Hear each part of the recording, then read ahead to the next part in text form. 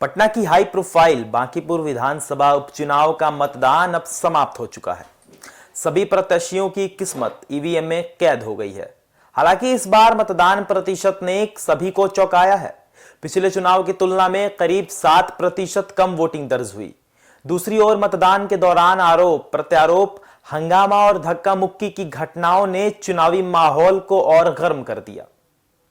बांकीपुर विधानसभा उपचुनाव में गुरुवार को कुल 34.30% मतदान दर्ज किया गया, जबकि पिछले विधानसभा चुनाव में इसी सीट पर 41.39% वोटिंग हुई थी। यानी इस बार मतदान में लगभग 7% की गिरावट देखने को मिली। अब इस सीट पर चुनाव लड़ रहे सभी उम्मीदवारों की किस्मत ईवीएम में बंद हो चुकी है। मुख्य मुकाबला भारतीय जनता पार्टी के नीरज सिन्हा, राष्ट्रीय जनता दल की रेखा गुप्ता और जन सुराज के प्रशांत किशोर के बीच माना जा रहा है। चुनाव के नतीजे 3 अगस्त को घोषित किए जाएंगे। मतदान खत्म होने के बाद भी राजनीतिक बयानबाजी तेज रही। नेता प्रतिपक्ष तेजस्वी यादव ने दावा किया कि राजद उम्मीदवार रेखा गुप्ता को हर वर्ग, हर जाति और हर धर्म के लोगों का समर्थन मिला है और बांकीपुर में राजद की जीत तय है।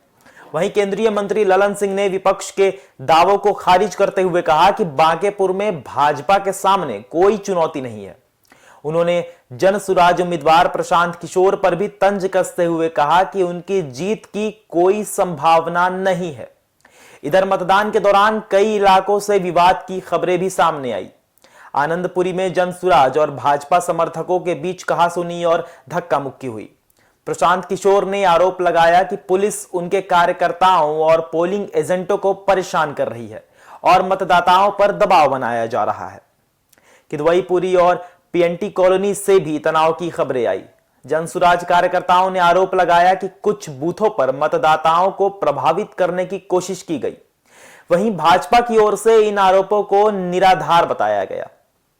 मतदान के दौरान खेतान मार्केट के पास 1,17,000 रुपए नगद बरामद होने की भी सूचना सामने आई, जिसके बाद प्रशासन ने मामले की जांच शुरू कर दी। मतदान समाप्त होने के बाद जनसुराज के उम्मीदवार प्रशांत किशोर ने बड़ा दावा करते हुए कहा कि बांकीपुर में भाजपा का खेल खत्म हो चुका है। उन्होंने आरोप लगाया कि कुछ वार्डों में बाहरी लोगों के जरिए मतदाताओं को डराने और धमकाने की कोशिश की गई तथा प्रशासन पर भी पक्षपात का आरोप लगाया। हालांकि भाजपा ने इन आरोपों को सिरे से खारिज करते हुए अपनी जीत का भरोसा जताया है।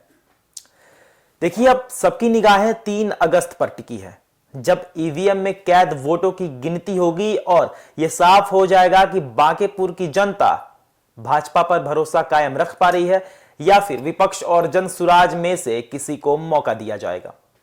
धन्यवाद।